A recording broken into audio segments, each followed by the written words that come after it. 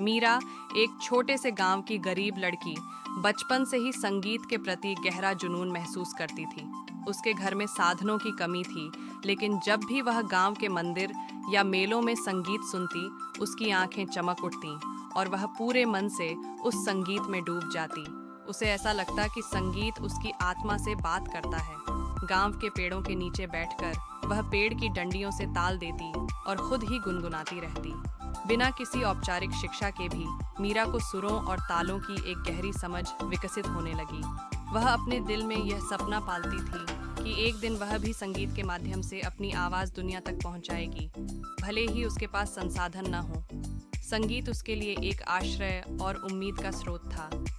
मीरा का परिवार बहुत गरीब था। उनके पास बमुश्किल इतना होता था कि वे अपना पेट भर सकें। उसके माता पिता दिन रात खेतों में मेहनत करते थे, लेकिन कमाई इतनी कम थी कि वे मुश्किल से अपने घर का खर्च चला पाते थे। इस आर्थिक तंगी के कारण मीरा को बचपन से ही कई कठिनाइयों का सामना करना पड़ा। उसके पास न तो अच्छे कपड़े थे, न ही किताबें या कोई संगीत वाद्य यंत्र जिससे वह अपने संगीत के सपने को साकार कर सके। मीरा के माता पिता भी उसकी स्थिति को समझते थे, लेकिन वे उसे केवल यह सिखाने की कोशिश करते थे कि जीवन में पहले पेट पालने के लिए मेहनत करनी जरूरी है।